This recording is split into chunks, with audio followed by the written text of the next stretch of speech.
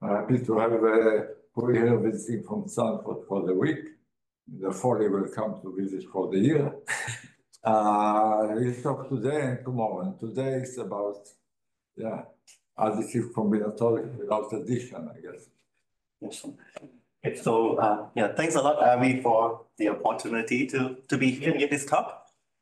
So the title of the talk is Additive Combinatorics without groups, and so it seems like it almost doesn't make sense. The point is that I will tell you several results in additive combinatorics, but our approach, at least several key steps of the approach, actually are purely combinatorial and doesn't involve the group structure at all. So we just essentially try to remove the group structure as much as possible while retaining just sufficient interesting combinatorial information, and somehow that is a useful perspective for several problems with an additive combinatorial flavor, not only the ones I covered today, but also this is the common theme through the works that I will tell you tomorrow on analysis of random Cayley graphs and related problems. So this is based on joint work with David Conlon, Jacob Fox, and Liana Yepremian. So with that, let me start with the classical setup of additive combinatorics. So our approach is general, and actually there's no restriction on the group that we work with in the approach essentially, but just for context, in the first part of the talk, we'll be sticking with abelian groups G. So you can, for the first part of the talk, you can keep in mind the group G either as the integers, the cyclic group Z mod n, or a finite field vector space Fp to the n. Now, given an abelian group G and a finite subset A of G, we can define the sum set A plus A. This is just the collection of all elements of the form A plus B, where A and B are elements of A. And we define the doubling K to be the ratio between the size of the sum set and the size of A. So a common theme in additive combinatorics, so a theme of many important work, is to understand sets with a small doubling K and associate to sets with a small doubling various notions of an additive structure. Okay, so in particular, making precise qualitative and quantitative statements that elucidate this relation is a subject of intense research in additive combinatorics and is behind many of the influential techniques and breakthrough results. So to introduce one such result, let me tell you about the classical Freiman's theorem over the integers. So for a finite subset A of the integers, we can understand quite easily what are the possible values for the sum set A plus A. So it's a simple exercise to show that the size of the sum set A plus A must always be at least twice the size of A minus 1, and the equality here can only be achieved if A is an arithmetic progression. So in some sense, if a set A achieves this lower bound, then A is extremely additive structured. And on the other end, of course, we have the trivial bound that A plus A is bounded by an appropriate quadratic in the size of A. And essentially, any generic set or any set lacking any additive structure would have a large sum set or would achieve this quadratic upper bound. Okay. So in fact, we can construct a much larger family of sets of integers that have a bounded or a small doubling.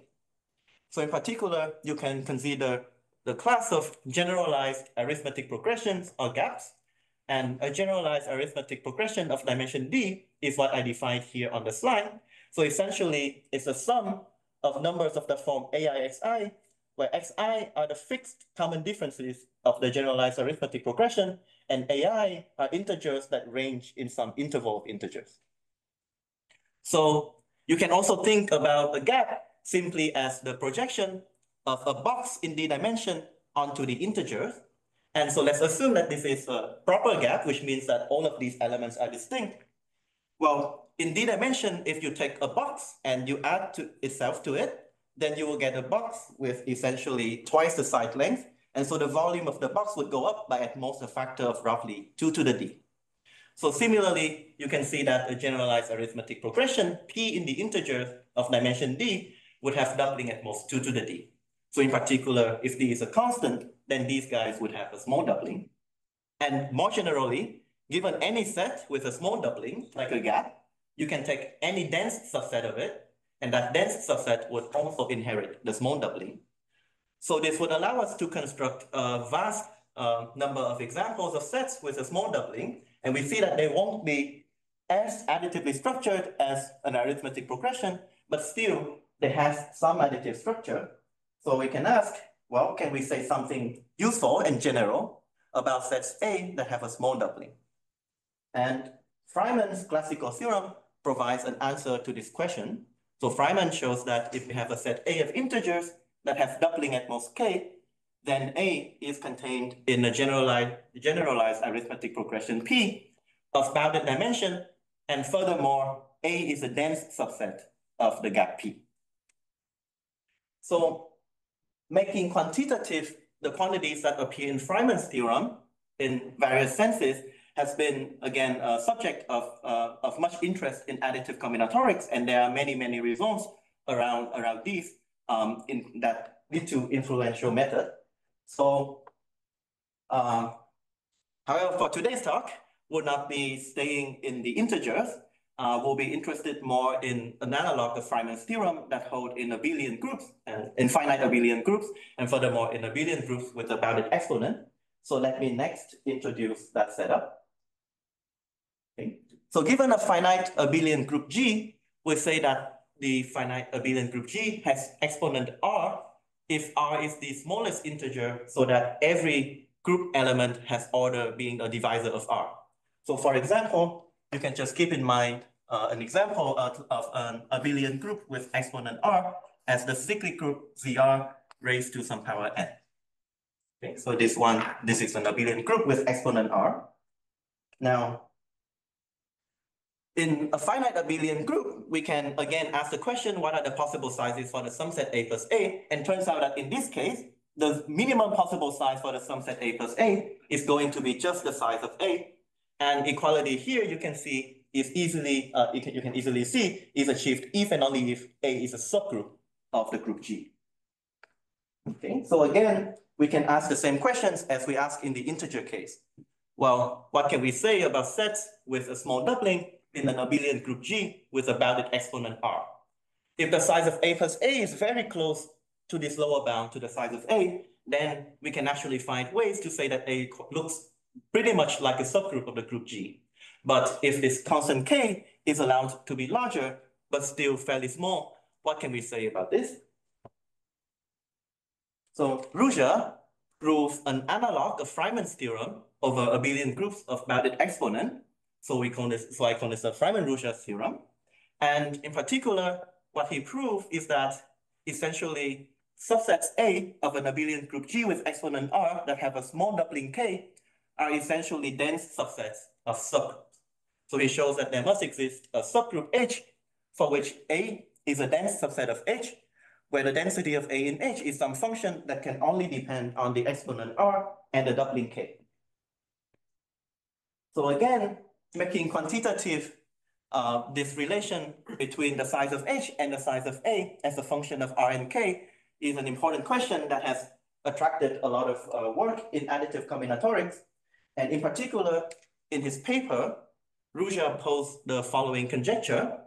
So he conjectures that in this setup where we have an abelian group with exponent R and a set with doubling at most K, then actually we can find a subgroup H with size at most exponential in K times the size of A, where the base of the exponent is R. Okay, we can in fact see why this is a good bound to place in this conjecture. So in fact, this bound is tight when we cannot have a better dependence than exponential in K. So this is a simple example to show that. Okay, so maybe we can take, let's just for explicitness, work in the group ZR to the n, we can take the set A to be perhaps any subgroup, maybe perhaps any subgroup H prime of the abelian group G, and then we add to it a collection of elements 0, x1, x2, up to x to k minus 2, where the elements x1 up to x2k minus 2 are generic elements of the group that do not have any additive relations among each other, and the order of each element xi is equal to the exponent of the group R. So it's easy to see that if you take, as an example, a set A of this form, then the doubling of A is going to be at most k, and on the other hand, the subgroup, the smallest subgroup H that contains the set A is going to be at least about R to the 2K times the size of A. Okay, so apart from this constant C being improved to the asymptotically tight constant 2 plus 0 of 1 times K, this dependence on R and K in Ruzsa's conjecture is tight. Okay, when I mention our main result a bit later, I'll remark more on Ruzsa's conjecture with the type constant in front of K. Now, there are, so as I mentioned, making quantitative, theorems along the line of Freiman-Ruzsa's theorem are one of the central tasks in additive combinatorics, and there are many senses in which we can make a quantitative statement out of the Freiman-Ruzsa's theorem. Ruzsa's conjecture is one such example, but there are also other quantitative statements that one can ask as well. So in the same paper of Ruzsa, he poses in parallel to this conjecture, another conjecture that he attributes to Maton, and that we usually know of as the polynomial Freiman-Ruzsa's conjecture. So as many of you may know, the polynomial Freiman-Ruzsa's conjecture over abelian groups with bounded exponent was recently resolved in a very beautiful breakthrough of Gowers, Green, Manners, and Tao. And in particular, this conjecture would tell us that we can find a small subgroup H of the abelian group G, for which the set A can be covered by some polynomial in K, many translates of the subgroup H. Okay, so I'm just bringing this up to suggest that in this general circle of problems, this general direction of understanding various different aspects of the quantitative aspect of Freiman-Ruzsa's theorem is certainly interesting direction that has brought about many recent interesting developments. For today's talk, I'll focus more on progress towards this original conjecture of Ruzsa. So, can I ask one quick question before we move on? So, we don't still know the PFR conjecture for integers, right? Yes, that's correct. And do we think we are close, or do we? So I'm not sure. So of course, there are difficulties. So this approach works nicely over abelian groups of bounded exponent, and there are difficulties in that the approach if we want to work beyond the setup of abelian groups of bounded exponent. But whether there can be further ideas to push it further is another question. So yeah. Perhaps I can also get a bit I can also remark a little bit more later when we discuss the main result and the approach on various relations and perhaps interesting future directions that one can take here. But yes, we are still not arriving at the integer case of the polynomial Freiman-Ruzsa's conjecture. And there are other related conjectures in abelian groups. General abelian groups perhaps don't have bounded exponent along different ways that you can ask about a quantitative aspect as well that are still open. So there remains a lot more to be done. So yeah, with that, let me just focus on this version of Ruzsa's conjecture for now, and let me tell you about several results that were obtained previously. So Ruzsa, in his paper, shows that this result holds true essentially with K replaced by K to the 4. And then later in paper with Ben Green, they show that essentially this R to the K to the 4 bound can be improved to roughly R to the K squared. Then there was a breakthrough of Sanders on the Bogoliubov-Ruzsa's lemma that together with Chang's covering lemma would allow us to improve the bound on Ruzsa's conjecture in general abelian groups with bounded exponent to roughly R to the K times polylog K times the size of A. Okay, and I believe that with the recent breakthrough on the PFR conjecture, combined with the techniques that goes on here, we will be able to replace this polylog K with a log K. But it's still not arriving at a linear dependence on K. On the other hand, there is a nice class of abelian groups for which we know much better. And specifically, this is the class of abelian groups with a prime exponent, or in other words, finite field vector spaces.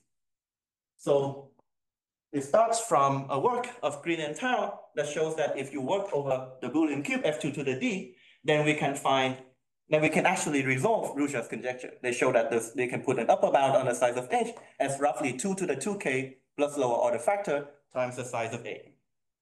And this was later refined by Eben Zohar to essentially a sharp bound on the size of the subgroup H.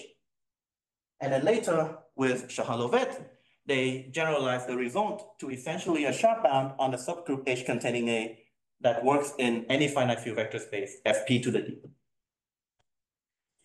Now, let me make a quick remark about the techniques that go on in the previous work. They roughly come in two different schools. So the result of Sanders, which is the best result that we know so far towards general abelian groups with bounded exponent, go through the analytic route. So in particular, this dates back to the approach of Green and Ruzsa and the approach of Ruzsa and Ruzsa's approach to Freiman's theorem. So in particular, this would go through some of the steps like the good modeling lemma, the Bogoliubov-Ruzsa's lemma, Chang's covering lemma, and several of them are going to be Fourier analytic based. The perk of this approach is that they work for fairly general abelian groups, but at the same time, there will be some loss in the argument that seems hard to avoid. And so we stop at about k times probably log k, and it's hard to push it further to a linear dependence on k. On the other hand, we saw that we know much more accurate results over finite field vector spaces. And over finite field vector spaces, the technique is a compression technique, which is a common technique in extremal combinatorics, but Green and Tell were one of the first to apply it to additive combinatorics setting. And essentially what happens here is that you try to perform local modifications or compressions to reduce the set A that we have to analyze to some fairly small number of explicit structured examples that we can just directly do calculations on. However, for these local modifications to work, we actually rely quite strongly on the vector space structure, and it doesn't seem clear that such combinatorial technique would allow us to move beyond vector spaces. And indeed, there are cases in which groups with a composite exponent or exponent divisible by more than one prime can behave significantly different from groups with a prime power torsion.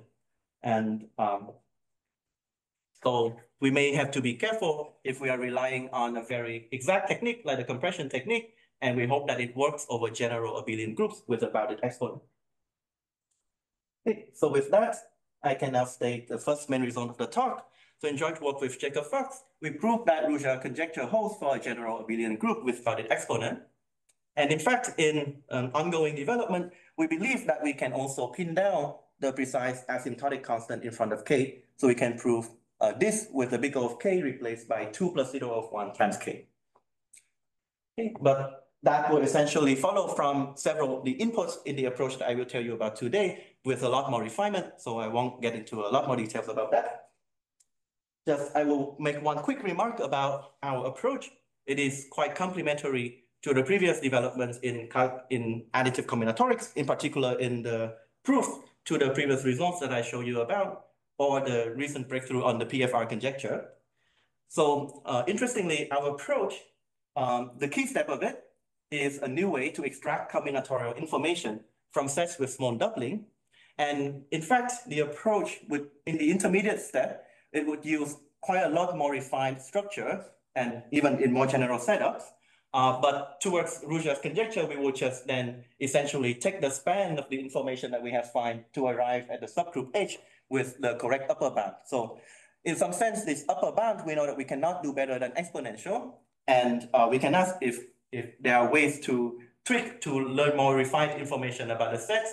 And we believe that there are certainly more potential that more information can be extracted out of our approach, out of the intermediate combinatorial step in our approach. Okay, so I will say again a little bit more about that when I describe to you in more detail what the approach is actually about. Okay, so with that, let me tell you the rough plan of attack for proving Ruzsa's conjecture. Okay, so it will roughly come in two steps. In the first step, we'll do a purely combinatorial approach. We will mostly forget about the group structure, but the endpoint of the first step is to produce the following conclusion. We show that we can find a small subgroup H. In particular, it is spanned by at most big O of k many group elements. And so that if we remove a few bad elements of the set A, then the H cosets would partition the set A into a bunch of sets AI that satisfy the following nice property.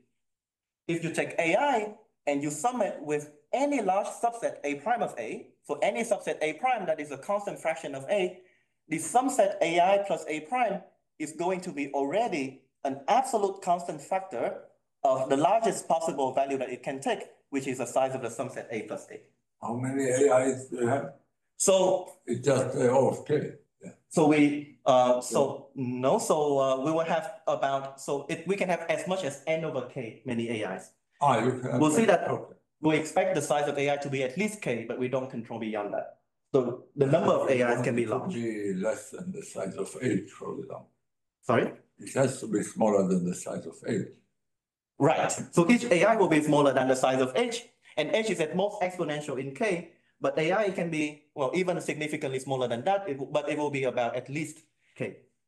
So yeah, so we may have many of these components, but still each of them satisfy this nice property. So AI may be very small, but it already captures a constant fraction of the entire subset. And one thing to note is that this is an absolute constant, has no dependence on k. That is why it helps us to finish with the second step, in which we use some additional input now from additive combinatorics. So from the conclusion here of step 1, we deduce that we can again remove a few elements of the set A, but after that, if you take the quotient by the subgroup H, then A mod H behaves like a set with a big O of 1 doubling. Again, this is a universal constant that is independent of K. So roughly, the combination of this combinatorial step 1, and this first step in step 2 would allow us to bootstrap. Originally, we start with a set A that have a small doubling, and small in the sense that its doubling is at most k, so it depends on the parameter k. Now we arrive at some other set that is derived from A, but its doubling is now an absolute constant that is independent of k. So we somehow can bootstrap and remove the dependence on k in the doubling. So after this, it is actually quite easy to finish the argument, so we can use now, essentially because this is an absolute constant, we can just use the classical Ruzsa's theorem to, we don't care about the quantitative dependence now, to deduce that there is a large subset of A that is contained in a small subgroup H prime. And the size of H prime is exactly what is required in the conjecture of Ruzsa. And once we are here, again, there's an easy cleanup step to show that we can add only a small number of additional elements so that together with H prime, they span the entire set A. So this is just to recollect all of the elements that we have removed in the previous steps. Okay, so the rough plan of attack, I will tell you more about what happens in step 1, because I think it's more interesting that it is the purely combinatorial step. And I'll show you now how we replace the group structure by some more general combinatorial structure. So wait, yes. Is step 1 like finding a dense subgraph, in this sum-set graph where you connect A with A plus A? So in some sense, okay, we'll see immediately what it translates to in terms of graph theoretic terms. And so maybe then can get back. Right. So we're exactly getting there. So associated to each abelian group G, we can construct the following combinatorial information. We consider the complete graph where the vertices are the group elements of G.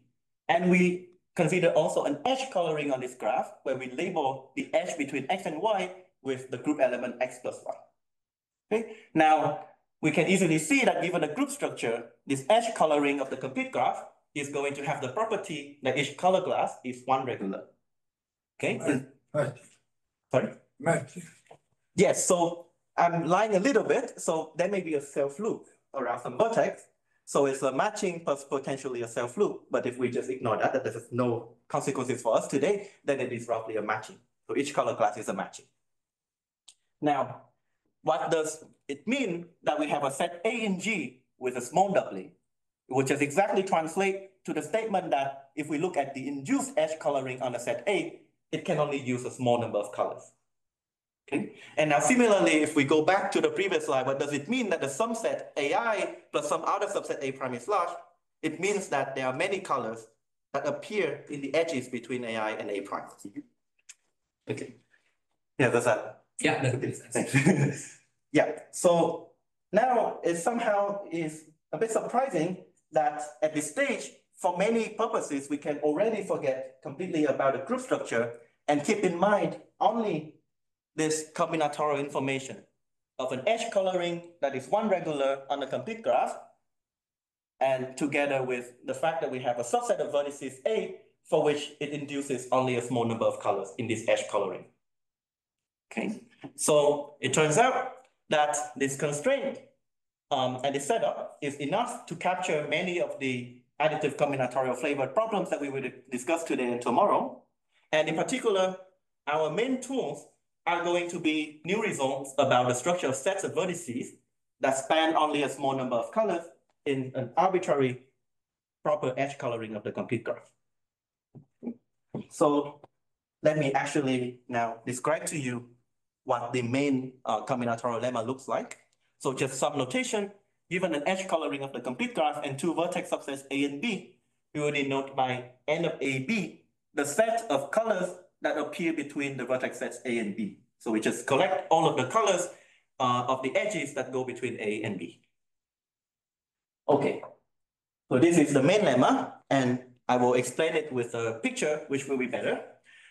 So the setup, we have a proper edge coloring on a set of vertices A. So we have a proper edge coloring on a complete graph on a set of vertices A. So now the proper edge coloring just means that if we have two edges that are adjacent at some vertex, then they must receive different colors.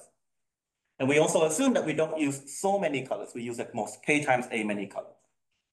The conclusion is that we can find a collection of colors S with only big O of k many colors, and for which, if we now look at the edges with color in S, they would partition the set A into some number of connected components C. Okay, we want some of the components C to have the following good property. So we say that a component C is good if whenever we look at another small subset A prime of A, the number of colors between C and A prime is going to be essentially a constant factor of the largest possible value that it can take, which is k times A. This is the total number of colors. And we are saying that already between C and any large subset of A, we see a constant fraction of the total number of possible colors. And the second property we want is that at least some half fraction of vertices of the graph A, of the graph, are contained in these good components. And so in picture, the picture would look something like this. So we have the colors in S. They would partition the set A into some number of connected components. And perhaps there are also smaller bad components lying around. What we want to see is that if we take any large subset, A prime of A, and if we look at any good connected component C, the number of colors between C and the subset A prime is going to be very large. In fact, a constant fraction of the total number of colors available in the edge coloring. Is that picture clear? Right? Yeah, what is the importance of the connectivity for C? Does connectivity is it useful to you? Yes, so the connectivity is going to be critical for many purposes. So this lemma is we will use for many things, and whenever I arrive at the application, I will explain why it's useful for that specific application. But for us today, the connectivity is useful because, well, yeah, okay, maybe after this, I will explain why this lemma is useful for deriving Ruzsa's conjecture. So it turns out that the subgroup H is closely related to the set of colors S. And somehow I want to understand that if I look at the coset of H, it will entirely contain some of these components. And it is being connected in the set of colors S is just a simple way to encode such information. But we'll see it more clearly in the application today in just a minute. And tomorrow we'll revisit. There are many different reasons why this connectivity is important. Yeah. Okay, so the last property that I said was just that if we look at the subset of A that are formed by these good components, then this is at least some sizable fraction of the entire set A. Okay, so this is the combinatorial picture.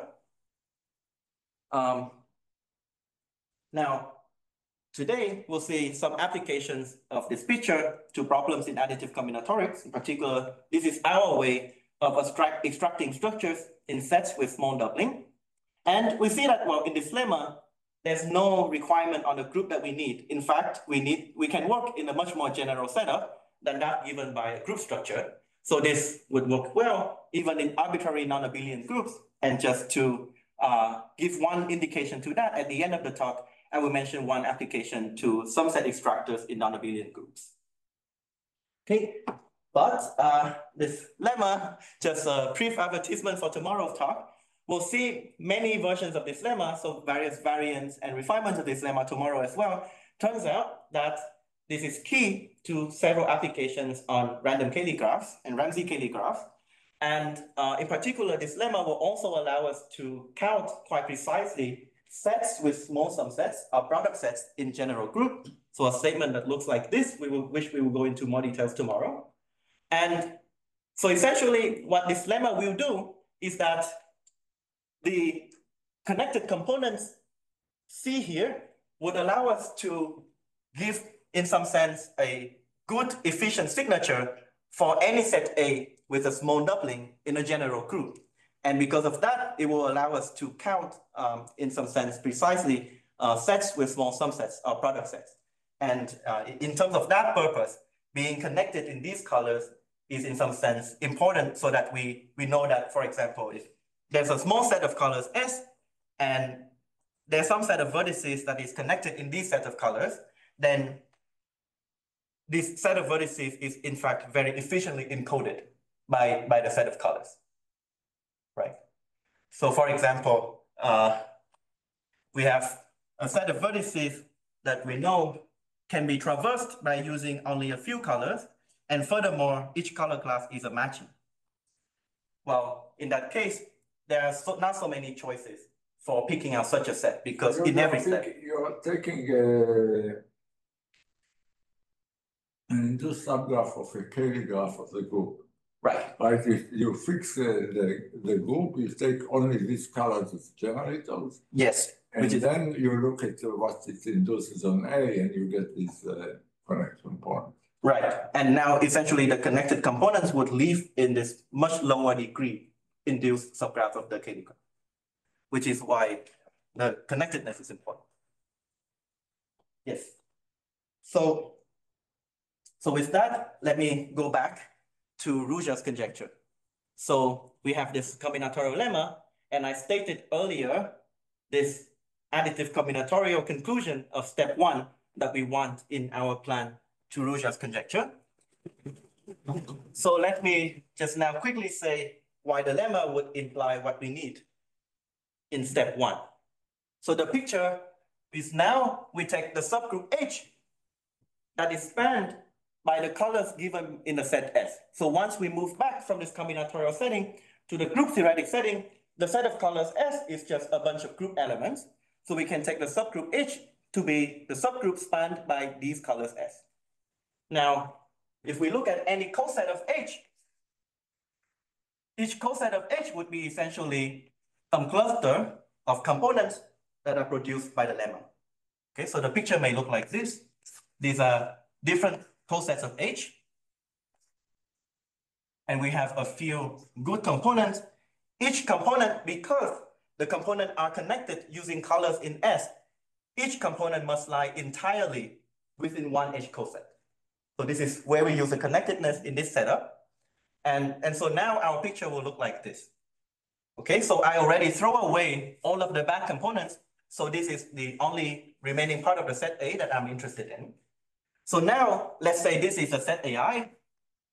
This is the intersection of A together with one coset of H. The property that I want in step 1 is that for any large subset A prime of A prime plus AI is large. But at the same time, if AI is non-empty, it has to contain some good component Ci that is produced by the lemma. So in particular, this is at least the size of A prime plus the size, plus Ci. And now this is just the number of colors between between A prime and Ci in this color graph that we set up, which we know is at least omega of the total number of colors that we use, which is just the size of A plus A. Okay, so from this lemma, we can quickly deduce what we want in the first step to Ruzsa's conjecture. Okay, was there any question there? So if not, I can, so just one quick remark. I will not be able to tell you a lot about the proof of the lemma today. Tomorrow, I will tell you a lot more about the proof of the lemma or other variants of it. So the proof uses a quite delicate random exposure argument. So we expose the colors in this graph randomly, the color classes randomly, and we keep track of the evolution of the graph or the components in the graph. And quite interestingly, one funny feature of the proof, which is why it's also more challenging, is that our analysis actually require, in some sense, building the components in a non-monotone or non-linear fashion in time. And hopefully I can tell you more about that tomorrow. Okay, but now we go back to Ruzsa's conjecture. These are all of the available ingredients that we have so far. So this is the conclusion of the first step that we have from the main lemma. Turns out that the main ingredient that we need from additive combinatorics is actually a quite recent phenomenon that was discovered by Bela Bolobash, Imre Lieder, and Marius Tiba. So the model of this phenomenon is that large subsets can actually be realized by using only a small number of elements of the set. So just as an illustration, in their paper, one of the results is the following. If we have subsets of Z mod P that are not too large, we know by the Cauchy-Davenport bound that the size of the subset A plus B is going to be at least the size of A plus the size of B minus 1. They prove that, in fact, you can select only a constant number of elements from the set A, let that be A prime, and for which already the subset of B and A prime is already saturating or is already at least the Cauchy-Davenport lower bound. Okay, this is not the exact version that we will need. The version that we will need is in work with Jacob Fox, Sami Luo, and Yun-Kun Zhou. We show a more general manifestation of this. We show that if we have an arbitrary abelian group G and a finite subset A, if A has a large doubling, let's say the doubling is lambda, then there is going to be a large subset of A prime of size at least lambda to the 1/3, and with the property that the sum set of A and A prime is at least some universal constant times the trivial upper bound, which is the size of A times the size of A prime. So how is this useful to us? Again, well, what should we think of lambda there? Yeah, so if A is of size n, what would lambda be? So this is just to say, you can take any value of lambda here. If lambda is large, then we can make this A prime large. So for example, if A plus A is n times n to the 1/3, then we can guarantee that we can pick out n to the 1/9 many elements and saturating this trivial upper bound. Right? But it works in all ranges of lambda. Okay, so now, well, for us, we'll see what is the relevant value of lambda. So I will show you now a quick proof to see how to combine these two ingredients to achieve the bootstrapping that I claimed in the sketch of the proof earlier. So in particular, I want to show that if I take the quotient by H of an appropriate subset of A, then now this quotient A tilde mod H behaves like a set with a bounded doubling, where this is a universal constant. Okay, so maybe just in picture, roughly how this works is as follows.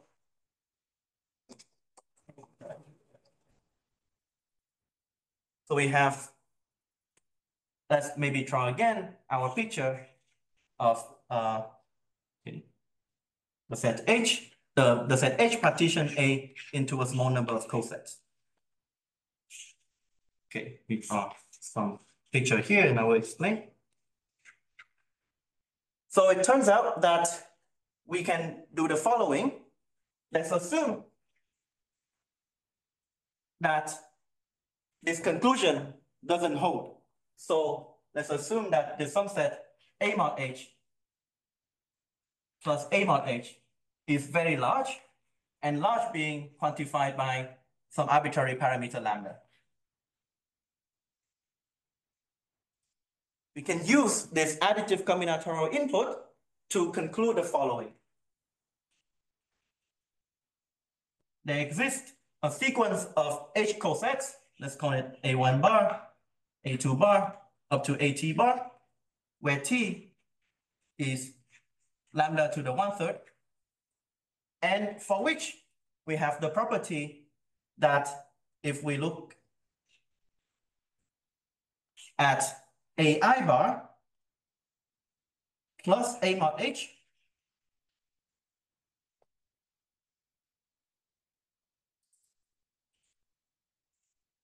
okay, so I'll write this in formula and I'll explain it in words, minus the union over all j less than I of AJ bar plus A mod H.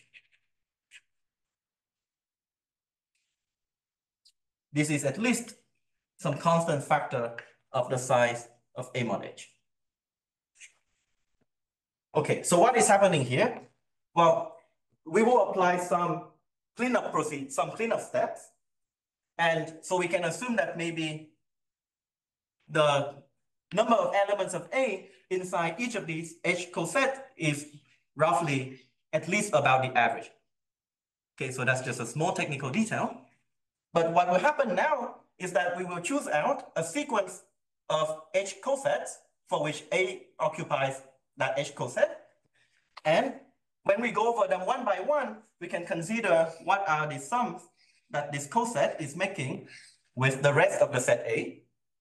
And we guarantee that in each new coset that we see in the sequence A1 up to AT, each coset is going to introduce many new sums to the sum set.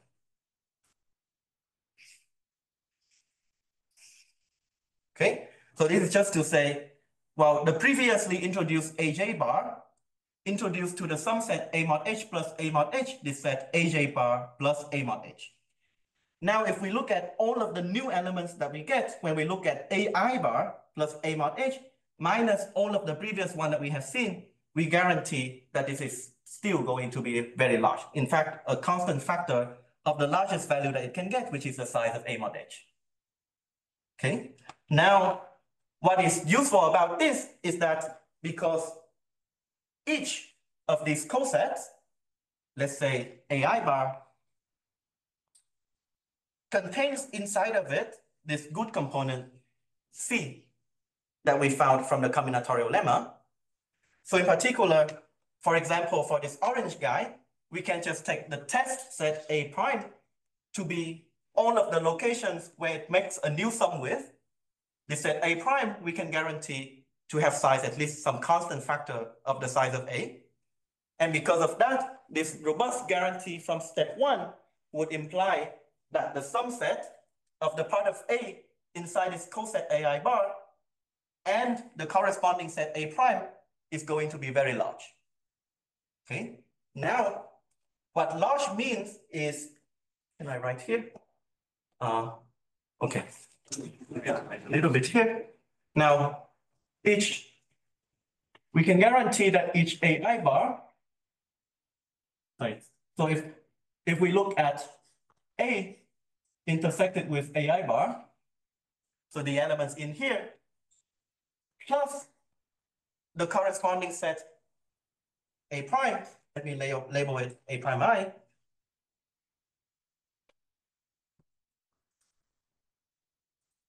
by our previous guarantee, this is at least omega of the size of A plus A already. And yet, we have at least T such elements. So we can just sum all of them up because they all occupy distinct elements even after the quotient mod H. All of the sums that we produce by these different colored edges, they are going to be distinct. So we can sum them up and obtain that this is at least T times omega of A plus A. But this would immediately force T to be a universal constant. Okay, so just a brief sketch of how we combine these two inputs together to do this bootstrapping step to move from doubling K to doubling 1. Sure, reducing mod H to H is spanned by K elements of it, right? Right. So it's size at most out to the K. Yes. How is the room in this, when you do mod H, how can there be room for A plus A elements? Or it's not A plus A element? Oh, so in this inequality? Yeah, so this we are not just staying within one H coset. This is actually, I'm summing this H coset with all of the elements of A here. This is not mod H, yeah. Yeah, this is not staying in one coset. Yes. So this lambda to the third is not important. Anything which is dependent on lambda is... anything that's growing to infinity would work. Infinity with lambda. Yes, for this application. Yeah. Exactly, yes. But yeah, but roughly the correct statement there is some power of lambda. We cannot do better. We can do 1/3 and there's some other value, some other power that we cannot do better. So that's one other meaning of it. But is it clear that it can't be lambda itself or like some small constant? yes, we have construction that show that there's some other constants, maybe 1 over 2.1 over 2.9 or something like that. Maybe not as close to that, but there's some other constant strictly smaller than 1 where we cannot go beyond that for that statement to be true. Yeah. The correct constant we don't know. So at this stage, we arrive at this statement, as I said, because this is a universal constant, I can just apply the original result of Ruzsa, and that would allow us to conclude that there is some subgroup H prime that has the correct upper bound in terms of the size of A, and for which a translate of this group H prime will intersect A in a large subset, where again, large means a universal constant fraction of A. So at this point, it is going to be easy to finish. We will be able to just, we already have a large piece of A inside one coset of H prime. It's easy to show that we can find some big O of K, many additional elements to recollect all of the elements of A that we have removed. So this would complete the proof of Ruzsa's conjecture. So just to summarize the spirit of this proof, well, I feel like the quite important step in this proof is its first step, which actually, as we saw, was an easy corollary of the main combinatorial lemma that doesn't involve any group structure. So just as a meta question, we may now ask, okay, we have lots of structural results in additive combinatorics. How many of them actually comes from some much more general combinatorial principle behind them that don't explicitly require a group involved? So as a case study, let's look at Freiman-Ruzsa's theorem over the Boolean cube. So again, this is the statement, which have a subset with small doubling in F2 to the D. Then the subset must be a dense subset of some subgroup where the density only depends on the doubling K. But just to understand this combinatorial statement more generally, if you just have a proper H coloring of the complete graph, yes, right? You can define A plus A as simply the number of colors inside and do subgraph, right? Yes. Inside a set A. So this may be the most natural question to ask. What is the structure of? Yes. Suppose that this number is small. Right. What can you say about A? You don't need groups even for the original question. Right. So yeah. So our point is that, well, here there's a group, and we saw that the subset would correspond to this natural H coloring question where we don't need to mention the group. Yeah. And it turns out that, yeah, the point that we want to say, the message here is just that even in this general setup, we can prove many general statements about the structure of sets with few colors in this general H coloring, which doesn't involve any. You don't need F2 to the D. I mean, so you have a statement where you have just an H colored click, and you have small doubling in that, so that there are few colors inside the set A. You have some structure about the set A. Right. Now we can ask various questions though, right? So is it true that we can, in that general setup, we can recover something equally strong to the conclusion that we have in the group theoretic set. Yeah. And this is what I'm going to tell you next. Okay. Yes. So you're right. We'll see many versions of quantifying the structure of sets with few colors in a proper edge coloring today and tomorrow. This is just but many of them don't seem, okay, for example, if I just take an arbitrary one of them, they don't seem to be sufficiently strong to just say that it's a generalization of the Freiman-Ruzsa theorem over F2 to the D. So we may still ask this question, can we actually go to the combinatorial model and still recover something as strong as what we have in the Freiman-Ruzsa theorem? And okay, so the answer is yes. So in this general setup, we have a proper edge coloring on a complete graph that uses a small number of colors. What we can do is we can extract structure out of this proper edge coloring, and the specific structure that we will find is a tree on a large number of vertices that uses very few colors, and it's important here that it's exactly log base 2 of n plus some constant depending on k many colors. Okay, just to now let me tell you why this theorem is a generalization of the Freiman-Ruzsa theorem. So let's see how to derive the Freiman-Ruzsa theorem given this structure of a tree using few colors here. Okay, going back to the group, of course, the colors now corresponding to group elements in F2 to the D. So I can simply take the subgroup H that is spanned by all of the colors on this tree. The subgroup will have size linear in A with a constant depending only on K. That's why the log 2 of n was important. Now, the subgroup has the property that it intersects the set A in at least A over 2 elements. Again, once we are here, it's easy to finish. So we see that once we have this structure, it's very easy to recover the Freiman-Ruzsa theorem in F2 to the D. But it's quite important that we pin down quite precisely, at least here, the dependence on log base 2 of n. Okay. So maybe just as Avi already alluded to, as a general theme of our work, what we are trying to suggest from our perspective is that, well, classically in additive combinatorics, we have the correspondence between small doubling and various additive structures that we can place on a set. Now we are suggesting that, in fact, it may be quite useful to look at the small doubling and its correspondence with this much more combinatorial structure. For example, a structure, in our case, it will be a few colored tree. So a tree that is colored with only a few colors in a proper edge coloring. So you see, this is additive combinatorics, and this is completely without groups, purely combinatorial. Okay, so this is one result along the theme of our work, but just let me make some quick remark on this correspondence.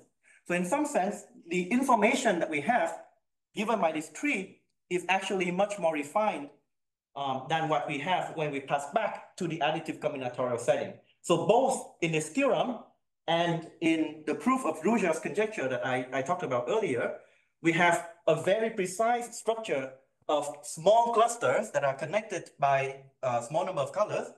And when I pass back to the group, I just take the span of all of these colors.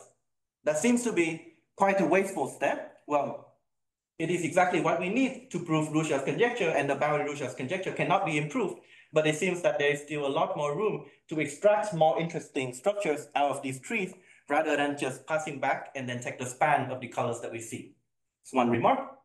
Another remark, which we'll see more tomorrow, is that these trees that are colored with few colors actually are very useful as giving signatures for sets with small doubling. This is exactly how we will count sets with small doubling in arbitrary group tomorrow. And we'll see many other results similar to this theorem that are in the same direction, and many further corollaries tomorrow. So just before the last part of the talk, well, I have mentioned several results that hold over abelian groups. And on the other hand, our combinatorial tool is very general and doesn't need to use the abelian structure almost at all. So let me just mention one last corollary that holds over a general non-abelian group. So first, let me mention what is the subset extractor over a more classical setting of an abelian group G. So for a subset A of G, let me use UA to denote a uniformly random element of the set A. Now, this extractor, a subset extractor is usually defined slightly differently, but just for the sake of this talk, let me use this equivalent definition because it's slightly more convenient to talk about. So let me say that a function f from G to 0 or 1, in other words, a labeling of the group elements by the two labels 0 and 1, is an extractor with error epsilon for the S-size subset source if for every pair of subsets of the group elements, A and B, that have size at least S, if we take independent samples from the UA, uniform on A distribution, and the uniform on B distribution, and we look at the labeling associated to the random variable UA plus UB, then this behaves very closely like a Bernoulli 1/2 random variable. So in other words, you just look at the group, you look at two subsets A and B of the group, and then we look at the edges between A and B. For each edge, we use the label given by F of A plus B.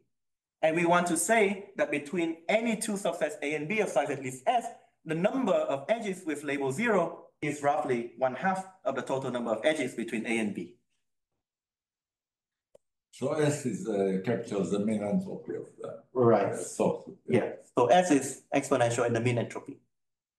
So Chattopadhyay and Liao asked if they constructed explicit subset extractors over F2 to the n, and they ask actually if random functions are extractor for the subset source over F2 to the d.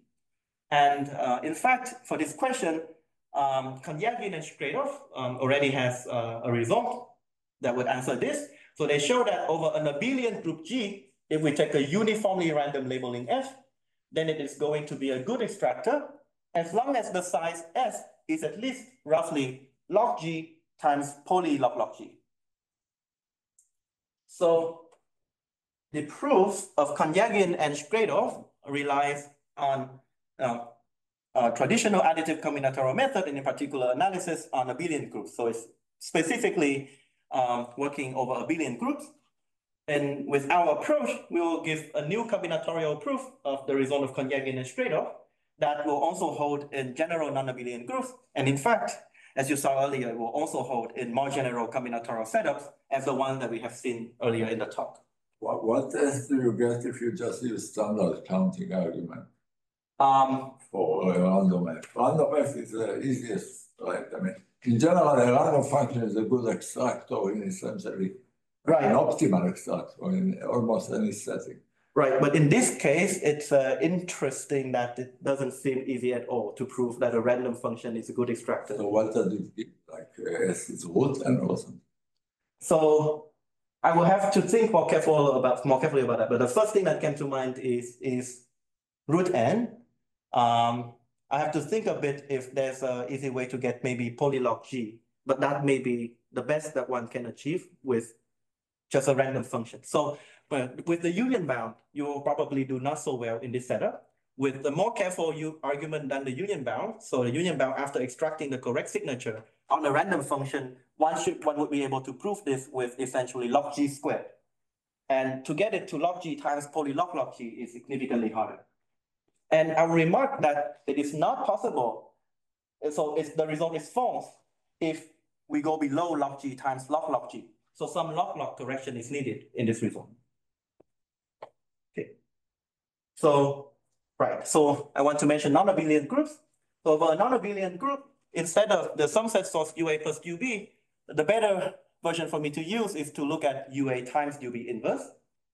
Now, the analog of the subset extractor is going to be a symmetric labeling F. So that just means that F of G inverse is equal to F of G. And again, we just want the same guarantee. For large A and B, independent UA and UB, we want the labeling of UA times UB inverse to be essentially Bernoulli 1/2. So again, from our technique, we can show that a uniformly random symmetric labeling F in a general group G will be a good extractor as long as the size S is at least log G times poly log log G. Okay, so already this setup is alluding to what I will talk about tomorrow, which is Cayley graph and random Cayley graph. So in fact, what this function is doing here is just to give us the generating set of a Cayley graph in the group G. So the symmetric condition is just to guarantee that the Cayley graph is undirected. And so we can construct a Cayley graph whose generating set are perhaps the elements with label 1 under F. And this result about the extractor is simply a statement about the distribution of edges between two arbitrary subsets A and B of size S in this Cayley graph, in particular in this random Cayley graph given by the labeling F. We'll see more of this tomorrow, but in particular from that perspective, we'll see that even if we relax this epsilon to nearly the trivial value, which is maybe 1/2, we cannot go below log G times log G. We'll see tomorrow for more details onto why this is the case. Okay, so maybe with that, I will stop here and take questions. Thank you.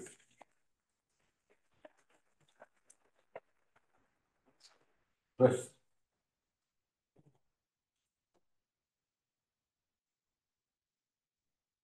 I have a couple of questions. Both of them are somewhat vague, and the answer could be that you are telling them tomorrow or something.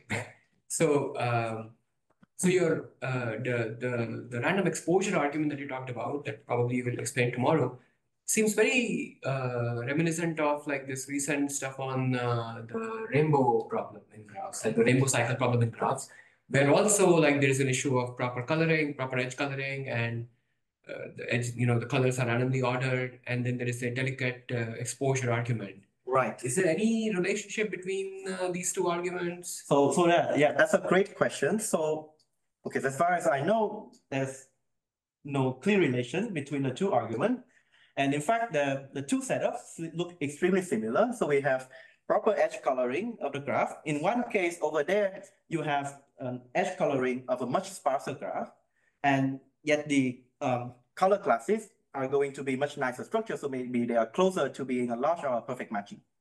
In our case, what happens is that we look at the proper coloring, typically of a much denser graph, so for example, the complete graph, but the color classes we are going to have much less control over. We only know that in total, there is a small number of color classes.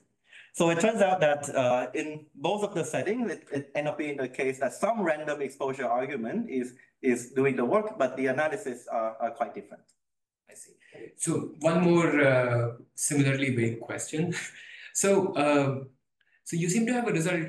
One of the lemmas you stated was about like, when the doubling constant is at least lambda, there is some set of size lambda to the constant, where, essentially all pairs add up to something different. Yeah. A plus A prime is of size product of the.